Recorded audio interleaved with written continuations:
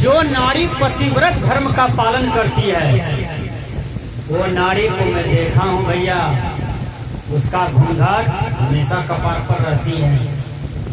कलयुग का नारी को देखिए, भैंसुर से गप करने वाली, भैंसुर से झगड़ा करने वाली, ससुर को गाली देने वाली, भैंसुर को गाली देने वाली, पति को गाली देने वाली, टोला समाज को गाली पढ़ने वाली, वो पतिव्रता नारी नहीं हो सकती है। जो पतिव्रता नारी रहती है ना, उसका वेशभूषा माँ सीता वाला है। इंद्रमती खेमसड़ी क्या पहनती थी? सहजोबाई, सावित्री क्या पहनती थी? साया, साड़ी, ब्लाउज। ये भारत का ड्रेस है, ये भारत का वेशभूषा है। और भारत की नारी कपार तक घूंघट रखती थी, मस्तक तक घूंघट रखती थी। आज हम अपनी संस्कृति को भूल रहे हैं। नहीं नहीं, जितना हम अपनी संस्कृति को भूलेंगे उतना हमको दुख होगा, उतना हमारे जीवन में परेशानी आएगी। इसलिए हमने कहा कि तेसर स्वर्ग पतिव्रता नारी, जिसका घर में तीसरा स्वर्ग है, समझिए उसका घर में नारी पतिव्रता है। जो पतिव्रता नारी है ना, वो गहना जेवर की भूखा नहीं रहती है। विचार कीजिए, मैं बढ़िया से पुष्टि कर देता हूँ इस विषय को। एक लड़का शादी किया, ठीक से सुनिए आप लोग।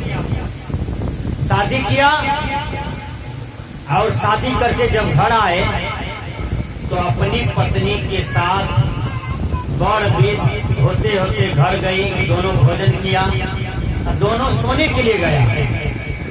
वो लड़का गुरु महाराज का चेला था, कबीर विचार से जुड़े हुए थे, उसको बढ़िया ज्ञान था। लड़का को आध्यात्मिक नॉलेज था, भौतिक नॉलेज था, बढ़िया ज्ञान था उसको। वो लड़का कहता है अपनी पत्नी से कि आप मेरी अर्धांगिनी हैं, आपको मांग में सिंदूर दिए हैं, आज से मेरा जीवन आपका जीवन साथ साथ चलेगा। मेरा दुख आपका दुख होगा, आपका दुख मेरा दुख होगा, आपका सुख मेरा सुख होगा, मेरा सुख आपका सुख होगा। इसलिए आप मेरी पत्नी हैं, आपको मांग में सिंदूर दिए हैं। मैं आपको वरदान देता हूँ, आपको क्या मांगना है अभी मांग लीजिए। तो वो पत्नी कहती है हमारे नाम से 10 एकड़ जमीन दे दीजिए, 10 रूम दे दीजिए हमको, और 10 लाख टका दे दीजिए। 3 चीज मांग लिया वो पत्नी का, और कुछ चाहिए कहा नहीं। देखिए वो लड़का वो तीनों चीज वो पत्नी को दे दिया। अब फिर वो पत्नी से वही हिसाब किताब कर लिया, वो पत्नी से छुट्टी ले लिया, चल दिया। अब वो पत्नी कहती है आप मेरे पास क्यों नहीं आते हैं, एक बार बैठते भी नहीं हैं, हमारे पास आप प्रेम प्यार की बर्ताव नहीं करते हैं, गपशप नहीं करते हैं। कहा हमने वरदान दिया तुमको, तुमने मांगा 3 चीज तुमको दिए। तुम पति का प्यार नहीं मांगा, तुम पति से पुत्र पुत्री नहीं मांगा, इसलिए तुमको नहीं मिलेगा। अब वो पछताने लगी। फिर वो लड़का दूसरा शादी कर लिया। जब दूसरा शादी किया तो वो पत्नी से भी रात के क्रम में उसको भी वरदान दिया। उस पत्नी से कहता है कि मैं आपको वरदान देता हूँ, आपको क्या क्या मांगना है मांग लो। वो पत्नी कहती है बड़ी वाली को क्या सब दिए हैं? कहा 10 लाख टका, 10 बीघा जमीन, 10 रूम दिए हैं। कहा दुगना कर दीजिए हमको, हम उनसे कम नहीं रहेंगे। 20 लाख टका, 20 एकड़ जमीन, 20 रूम दे दीजिए। उसको भी वही दिया। फिर वहां से चल दिया। वो फिर शिकायत करती है आप हमको प्यार नहीं देते हैं, हमारे साथ बैठते उठते नहीं हैं, हमसे गपशप नहीं करते हैं, मेरे पास आप सोते नहीं है। कहा तुम पति का प्यार नहीं न मांगा, तुम पति से पुत्र पुत्री नहीं न मांगा, इसलिए नहीं मिलेगा। फिर वही लड़का तीसरा शादी किया, और तीसरा शादी जब किया तो वो कबीरपंथी का बेटी था। वो लड़की संत मत का बेटी था, साधु महात्मा का ज्ञान वाला बेटी था। उसको भी वो लड़का वरदान दिया और कहा बोलो मैं तुमको वरदान देता हूँ, तुम क्या मांगना चाहते हो? कहा पतिदेव हमको सोना चांदी जमीन मकान टका पैसा नहीं चाहिए, हमको आपका तन चाहिए, आपका चरणों का सेवा चाहिए। देखिए वो लड़की परीक्षा में पास हो गई, इसी को पतिव्रता नारी कहते हैं, समझ गए? इसी को पतिव्रता नारी कहते हैं। पतिव्रता नारी सती अनसुईया हुआ, उसके पति को कुष्ठ बीमारी हो गया, लेकिन सती अनसुईया 3 पहिया गाड़ी पर पति को गांव गांव यज्ञ में सत्संग में प्रवचन में ले जाते थे और सत्संग सुनाते थे, कमा करके खिलाती थी और पति के चरणों का सेवा किया। आज तक सती अनसुईया का नाम चल रहा है। विचार कीजिए, सत पर रहने वाला राजा हरिश्चंद्र सारे संपत्ति को बेच दिया, सारे संपत्ति उसका चला गया गुरु के चरणों में, गुरु की सेवा में, लेकिन राजा हरिश्चंद्र सत्य को नहीं छोड़े। सूरज बदल गया, चांद बदल गया, युग बदल गया, लेकिन राजा हरिश्चंद्र का नाम नहीं बदला। आज राजा हरिश्चंद्र सत्यवादी की गिनती में आता है और राजा हरिश्चंद्र सत्यवादी माना जाता है। इसलिए सज्जनों, आप सत्य पर रहें, यही सबसे बड़ा धर्म है। आप किसी जीव को कष्ट न दें, किसी मानव को कष्ट न दें, ये सबसे बड़ा धर्म है। सबके दुख में अपना सुख को जोड़ दीजिए, धीरे धीरे सबका दुख मिटेगा और आपको भी सुख होगा, सबको सुख होगा। ये मंगल कामना करें। मैंने कहा तेसर स्वर्ग पतिव्रता नारी, पति की आज्ञा का पालन करें, पति के आदेश का पालन करें।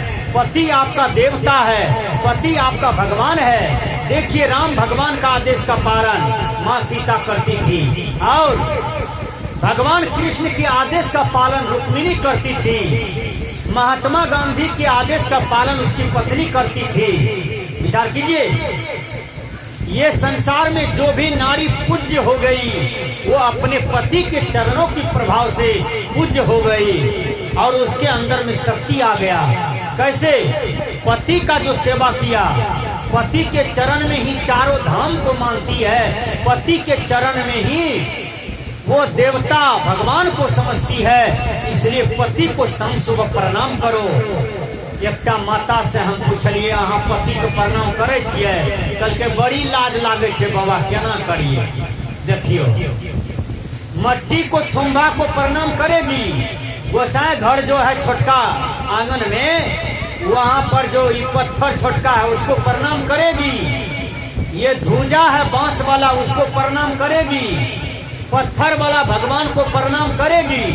और जो साक्षात पति भगवान आगे में है उसको प्रणाम करने में लाज लगती है। ये कैसा विडंबना है, ये कैसा मिथ्या ज्ञान है, ये कैसा धोखा ज्ञान है। इसलिए पति का सेवा करें। पति को जब कष्ट हो जाए तो आप अपने जीवन को लगा दीजिए, डॉक्टर वैद्य को लगा दीजिए, अपने जीवन को लगा दीजिए सेवा में, तब आपका परीक्षा क्लियर होगा, तब आपका परीक्षा बेजोर हुआ, तब आप परीक्षा में पास हो गए। विचार कीजिए, हम एक जगह देखे, रास्ते से जा रहे थे, एक बहन कह रही थी रे कोढ़िया। हम कहलिए हे बहिन जी केकरा गैर दे छी अहाँ? है की कहवे, पिंकी के बाप जे छै ने बहुत खराब आदमी छै। देखियो 2 घंटा से हम हल्ला दे रहा छी, नहीं सुने छे, तब न कोढ़िया कहे छिए, तब न कोढ़िया कहे छिए। विचार कीजिएगा। अरे कोढ़िया शब्द जो आप बोलते हैं समाज में, ये क्यों बोलते हैं? और फी माता फी बहन के मुंह से विचार कीजिए, गाली शब्द निकल जाता है। गाली वाला विद्यालय कहीं नहीं है, गाली वाला कहीं किताब नहीं है, तो आपने गाली सीखा कहाँ से? ये गाली जोक करके क्यों रखे हैं समाज में? द्रौपदी गाली दिया था, दुर्योधन को महाभारत हो गया एक गाली के चलते। आज भाई भाई में अलग हो जाता है, फर्क हो जाता है, क्यों? गाली के चलते। पति पत्नी में मतभेद है, गाली के चलते। पड़ोसी पड़ोसी को नहीं टोकता है, गाली के चलते। इसलिए यह मुँह से सुंदर बर्ताव करना चाहिए, मीठी मीठी बर्ताव करना चाहिए। देखिए सुग्गा बोलता है, कितना अच्छा लगता है सुनने में। जब कोयल बोलती है कितना बढ़िया लगता है सुनने में। जब कौवा बोलता है टे टे करे करे, सब कहता है मार कौवा का मार, भगा कौवा का भगा।